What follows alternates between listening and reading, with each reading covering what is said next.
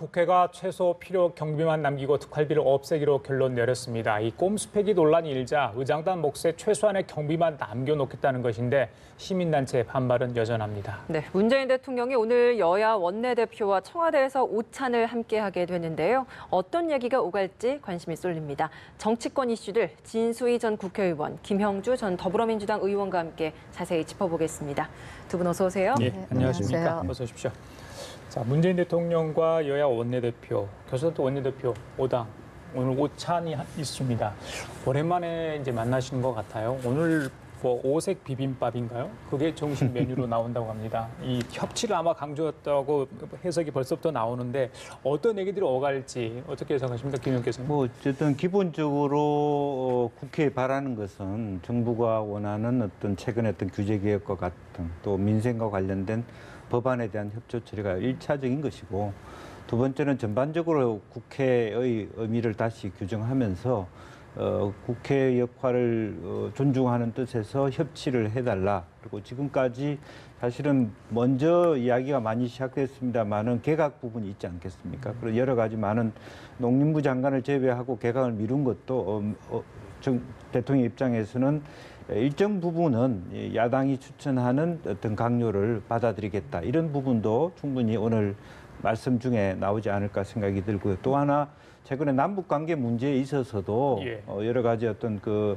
비핵화를 전제로 한다는 것을 전제로 우리가 어떤 남북 문제에 대해서 여야가 허심탄회하게 서로 비판할 것은 비판하고 협력할 것은 협정하자, 이런 부분들도 이제 들어갈 수 있지 않겠나 그렇게 생각이 듭니다. 김 의원님. 네, 오늘 마침 임시국회가 열리는 날이라서 또 타이밍도 좋은 것 같은데, 지금 김 의원님 말씀하신 대로 큰 틀에서 일단 어제 8.15 경축사에서도 이야기를 하셨지만 아마 판문점 후속 조치에 대해서 국회 차원의 협조가 필요한 게 있으면 좀 적극적으로 협조를 해달라, 이런 이야기도 하실 것 같고, 그다음에 이제 지금 경제 문제가 워낙에 심각하니까 그 민생 관련해서 조속한 처리가 필요한 입법들에 대한 처리 협조 당부, 이런 것도 하실 것 같고요. 아마 지금 특히 원내대표들을 초청한 이유는 여러 당이 지금 또 이 전당대회를 통해서 새 대표를 뽑고 있는 과정이라서 이번에는 이제 원내대표를 초청한 것 같고요. 아마 9월 정기국회 시작하면서는 이제 또 새로 되신 당 대표들도 초청하는 그런 자리가 마련되지 않을까 싶습니다.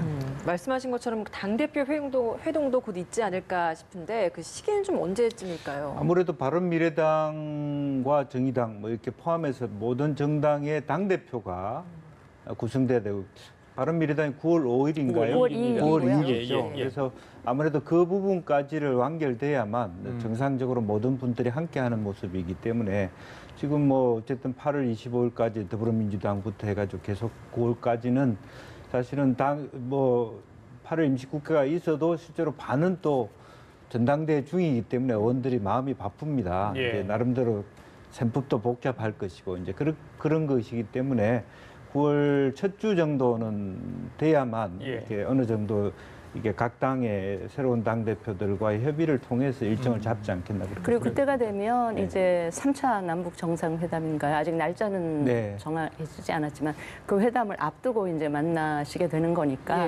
아마 그것과 관련한 논의도 있지 않을까 예상이 됩니다. 그래요. 뭐 바른미래당 지도부가 누가 이제 올라올지 모르겠습니다만은 그때 대표들 만나면 그 면면들을 보면 그 재밌는 그 그림이 나올 것 같아요. 예전에 함께 근무했던 분들이 많잖아요. 지금 한국당의 김병준 비대위원장이 결국 당 대표 역할이거든요. 그러면 김병준 비대위원장까지 다 하면 과거 노무현 대통령 시절에 다 같은 여권에서 일하셨던 분들이라 좀 그런 특징도 있네요. 알겠습니다. 자, 말씀하신 것처럼 오늘 8월 임시국회가 시작이 됩니다.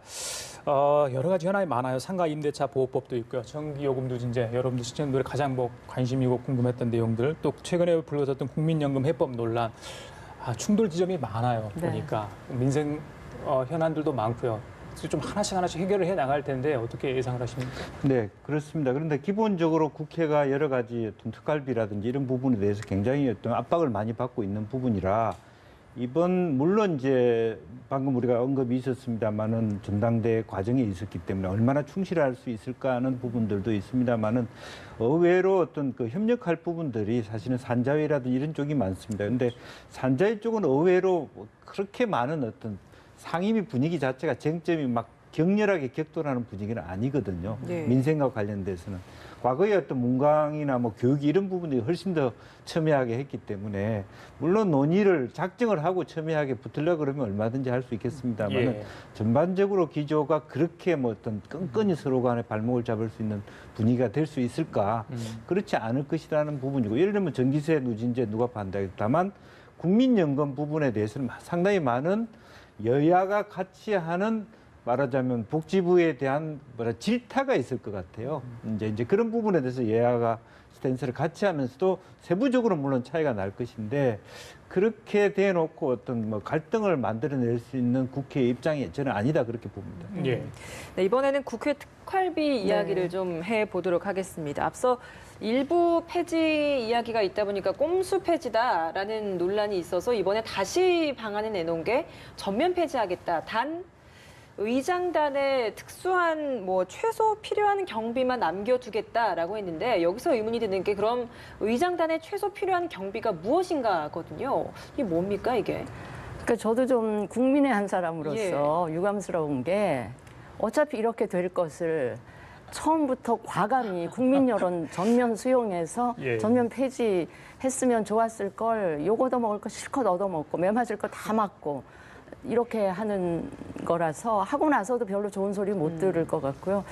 그 참 유감인데 지금 그나마 전면 폐지라고 얘기하면서도 국회의장이 쓸 쌈짓돈은 조금 남겨놓겠다는 건데 예. 그게 뭐 알려지는 바로는 뭐 그 국군 장병 위문 갈 때 뭐 금일봉이라든지 해외 출장 때 필요한 경비라고 이야기를 하는데 이거는 보통 특수 활동은 아니잖아요. 통상적인 의장의 통상적인 활동이기 때문에 그런 것과 관련된 업무 추진비는 이미 다 책정이 되어 있을 것 같으니 자꾸 이런 식으로 전면 폐지한다 그러면서 한 5억 정도 또 남겨놓고 이렇게 하실 거 아니고요. 그냥 전면 폐지면 말 그대로 전면 폐지하고 꼭 필요한 경비가 조금 더 들어가면 그건 업무 추진비로 해결하면 되고요. 저는 불편할 거 없을 것 같습니다. 이렇게 폐지해놓고 거기에 국회가 적응을 하는 과정을 거치면 얼마든지 또 해결해 나갈 수도 있다 그렇게 생각을 합니다. 그 다른 이름으로 예산에 슬며시 끼워 넣을 수도 있나요?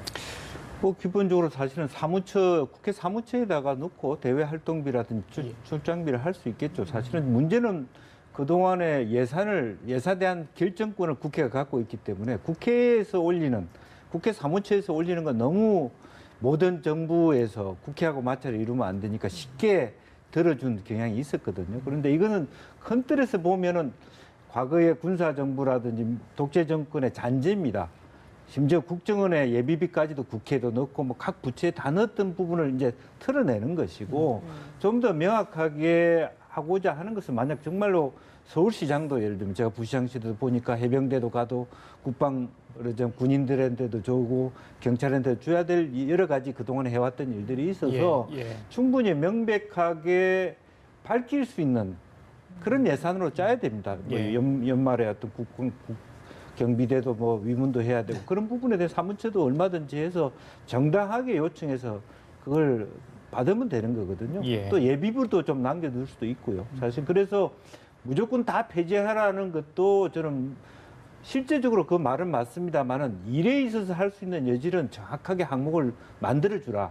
특수활동이라고 하는 뭐가 영수증 처리도 안 되는 돈으로 만들지 말고 얼마든지 항목을 정해놓고 예산을 배정해놓고 영수증 처리하면은 그게 뭐 늘어난들 국민들이 거기에 대해서까지 반대할 거는 아니다. 그렇게 보여집니다. 예, 맞습니다. 이번에 전면 폐지 방안이 좀 밝혀지다 보니까 그럼 앞으로 남은 다른 기관들에서의 특수활동비에 대한 뭐 개편도 좀 이루어질 것인가라는 기대 섞인 이야기들도 나오고 있는데 당연히 예상이 어떻게 되죠. 보십니까? 그리고 그렇게 돼야 된다고 생각을 합니다. 그리고 이번에 이제 국회 차원에서 우리 특활비 다 폐지했다라고 하면서 그걸 무기로 해서 이제 내년도 정부 예산 심사할 때 불필요하다고 판단되어지는 이 특활비, 너무 과도하다고 예. 판단되어지는 특활비는 국회 차원에서 이제 과감하게 아마 삭감에 들어가지 않을까 그런 예. 생각을 합니다. 그래, 다른 네. 기관까지 번질 수 있을 점 지켜봐야 되겠습니다. 오후에 유인태 사무총장이 오늘 이제 국회의장목 그 부분 제외하고 특활비 폐지 관련해서 발표가 있을 거라고 하니까요. 어떤 내용이 될지 좀 지켜보도록 하겠습니다.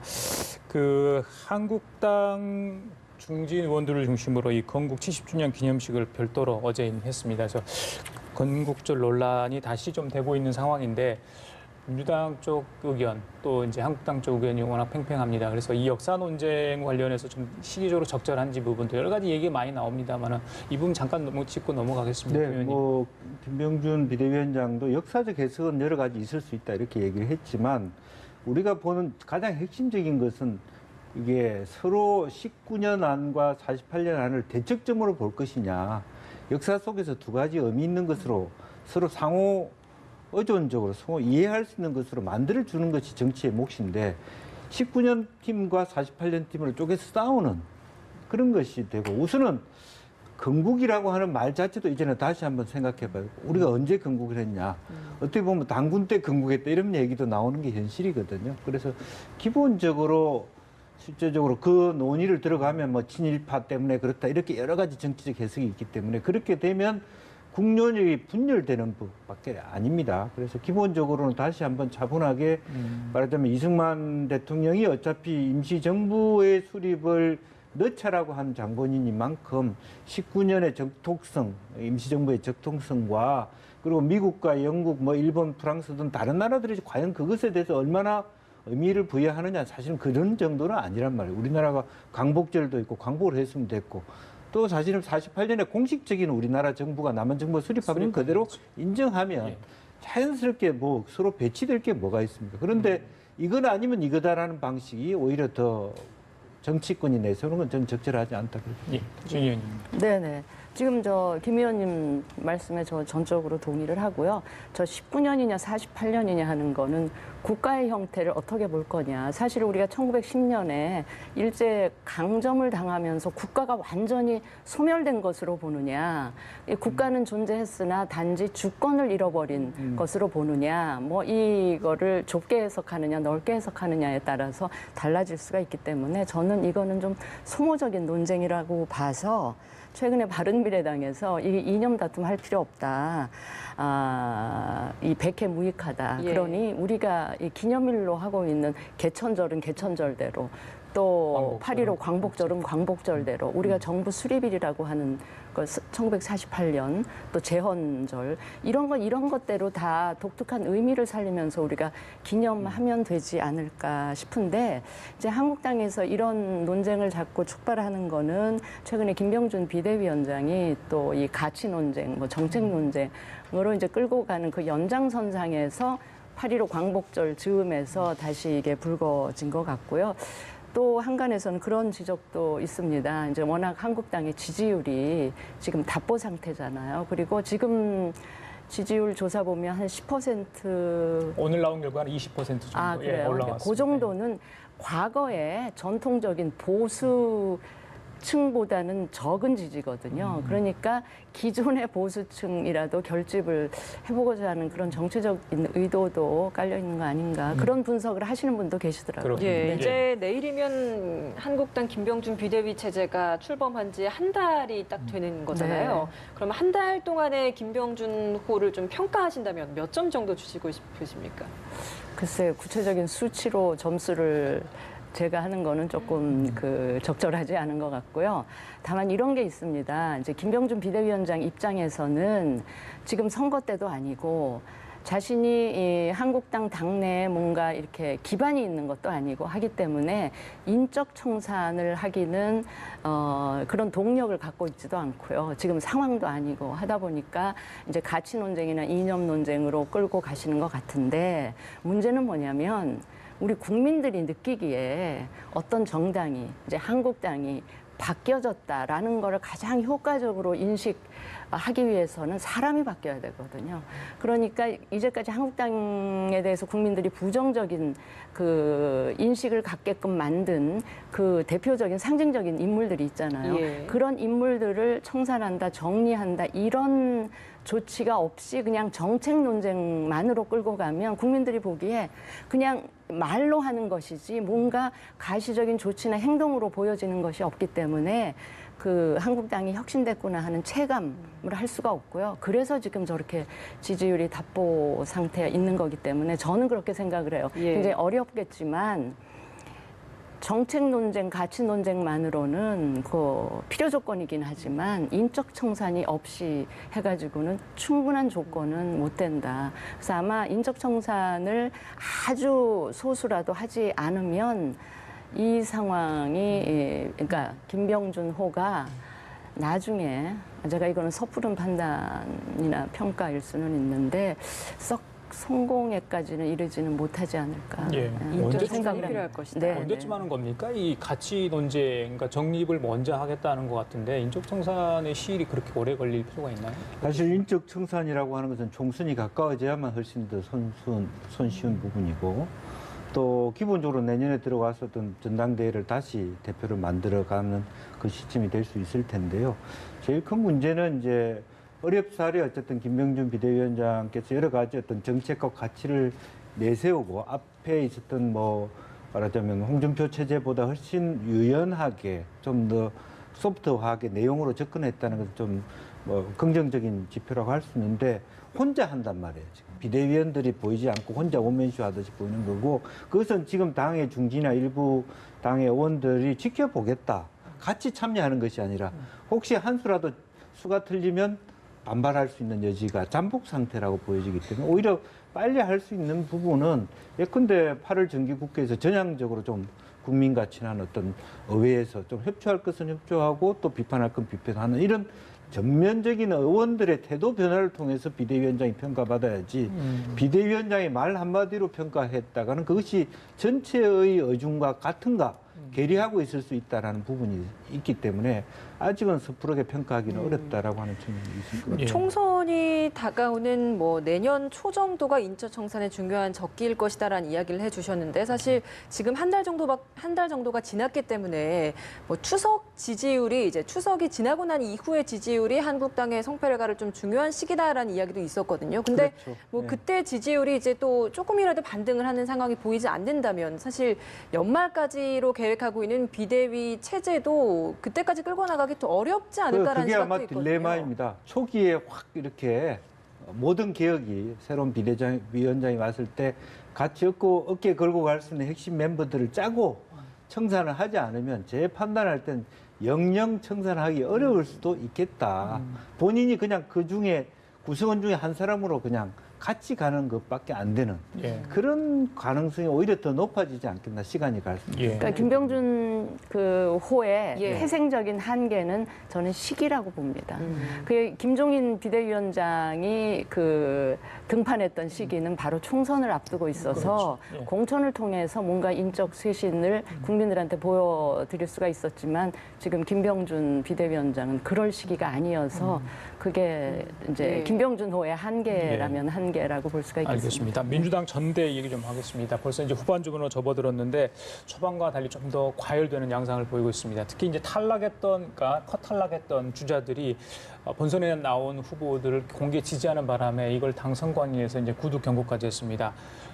그 의원들 다 알잖아요. 이거 중립을 지켜야 되는 거. 원래 당원 당규에 다 이게 규정이 돼 사실 있죠. 당원 모르고 이게 공개 지지 당규에는 않았을 것 같은데 어떻게 보십니까? 이 의원들이나 지역위원장이 특정 캠프에 이름 올릴 수 없게 돼 있고요. 예. 지지하기 어렵게 되는데 저는 그것도 어폐가 있다고 봅니다. 네, 네. 당내에서 자기가 정치를 하는데 예. 당 지지하는 의원들이 누구 지지한다는 말을 못하게 한다는 게 저는 말이 안 된다고 생각해요. 예, 이유가 있을 거 아닙니까? 예. 그러니까 어떤 특정 막 세몰이 이런 예. 방식으로 가는 것에 대한 예. 어폐가 있을 수 있지만 정당하게 나는 왜 이래서 이 사람을 지지한다는 말을 정당 안에서 못 한다는 게 그걸 하기 위해서 정치를 하고 정당을 하는 것인데 저는 이해가 저 스스로도 안 된다라는 생각이 들어요. 그러면 물 밑에서 해야 된다는 얘기인고 유권자들 보기에도 오리무정인 것이고 다만 이제 역으로 보았을 때 지금 현재 누가 더 격렬하게 얘기를 하는가를 보면 누가 순위가 밑에 있는가를 볼 수 있다.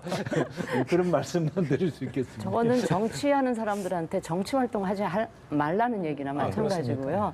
단 이제 당에서는 선거 끝난 이후에 후유증을 염려해서 저런 조치를 만들어 놨을 텐데 좀 비현실적인 조치라고 생각을 합니다. 신문이 좀 분화될 것 같습니까? 지금 분화되고 있는 것 같아요. 이미. 분화의 과정이다. 예. 이미 저는 분화되고 있다고 봅니다. 알겠습니다. 그리고 이 권력은 한번 이제 잡잖아요. 잡고 나면 이제 분화되는 거는 거의 권력의 생리다. 속성이다. 저는 그렇게 봅니다. 자연스러운 과정을 밟고 있는 겁니다. 예. 네. 알겠습니다. 마지막으로 드루킹 특검 이야기를 하고 마무리를 짓도록 하겠습니다. 어제 저녁 늦게 김경수 지사에 대한 구속영장인 청구가 됐습니다. 이에 대해서 김경수 지사 이제 SNS에 자신의 좀 뜻을 나타냈습니다. 대단히 유감이다. 너무나 당연한 기대조차 특검에게는 무리였나 보다. 이런 이야기를 했는데 보시기에 어떻습니까? 특검의 영장 어쨌든 청구 우리가 좀 무리하다라고 예상했던 것이죠. 보십니까? 특검은 특검대로 영상을 칠 수밖에 없는 입장이었다고 저는 이해가 되고요. 무리한 영장 청구를 할지라도 예. 또 그런 부분이 특검의 역할이라고 보는 거고요. 그럼 뭐 어떻게 보면 태생적인 어떤 속성이다 그렇게 봅니다. 예를 들면 현재 여러 가지 그럼 특검 자체가 김경수를 불렀다 들었더니 다 얘기가 맞더라. 그래서 아무것도 안 한다. 이런 것도 굉장히 어려운 부분이고요. 예. 그렇지만 그러면 특검이 그렇게 한 것이 다 그대로 우리 진실이냐? 그거는 어쨌든 법원 말하자면 판사 앞에서 논의해야 되는 부분이고 예. 미진한 부분은 다시 또 특검에 연장이 안 된다면 검찰로 이어져야 될 것이고 중요한 것은 정확하게 국민들이 납득할 수 있는 정도의 판결이 나는 것인가이지 특검이 뭐 김경수 영장 치는 건 어떻게 보면 뭐 누구나 다 예측했던 부분이었다 그렇게 보여집니다. 예. 결국 법원이 이제 그 키를 주게 됐어요. 법원에 네. 떠넘기기를 했다. 뭐 이런 이야기도 있던데 어떻게 보시는가요? 저는 특검에서 영장 청구 결정이든 앞으로 법원이 어떤 결론을 내리든 우리는 전적으로 그걸 지켜보기만 하고 그거에 대해서 개입을 하면 안 된다고 생각을 하고요. 저는 김경수 지사에 대해서 좀 유감을 표명하고 싶어요. 뭐냐면 지금 김경수 지사가 특검 조사를 받는 과정에서 상당히 상식적으로 납득하기 어려운 그런 모습들을 보였다고 생각을 합니다. 우선 첫째는 정치 특검 운운을 하는데 저거는 과거에 정권으로부터 탄압받는 야당 인사가 할 말이지 지금 자타가 공인하는 대통령의 최측근 인사가 야당의 주장에 의해서 만들어진 특검의 조사를 받으면서 할 얘기는 전혀 아니었다. 이렇게 말씀을 드리고요. 두 번째, 영장 청구에 대해서 특검에 대해서 매우 대단히 유감스럽다라는 특검에 대해서 유감을 표명할 게 아니고요. 예. 자신을 도지사로 뽑아준 경남 도민들에게 최소한 송구하다는 말씀을 드리는 게 먼저다라는 생각을 하는 게 설사 자신이 100% 결백하고 그래서 정말 억울하다 하더라도 저는 자신을 믿고 뽑아준 그 유권자들한테 어쨌든 의혹이나 이 드루킹이라고 하는 민주주의의 근간을 무너뜨리는 일을 획책한 집단 아닙니까? 그런 집단하고 연루됐다는 것만으로도 저는 이 도민들께 죄송하다는 말씀을 먼저 하는 것이 선출직 공무원으로서 보여주어야 될 적절한 태도였지 그 모습과는 굉장히 거리가 멀다. 아직도 경남 도지사가 아니고 대통령의 최측근으로서 그걸 힘을 과시하는 듯한 모습을 보여준 거가 많은 국민들로 하여금 굉장히 불편한 심정을 갖게 하지 않았나 저는 그렇게 생각을 경남 합니다. 도민들도 법원의 판단을 좀 기다릴 것 같습니다. 이르면 내일 영장 실질 심사가 잡혀 있다고 하죠. 예, 알겠습니다. 오늘 대담 여기까지 하도록 하겠습니다. 지금까지 진수희 전 국회의원, 김영주 전 더불어민주당 의원이었습니다. 오늘 말씀 감사합니다. 고맙습니다.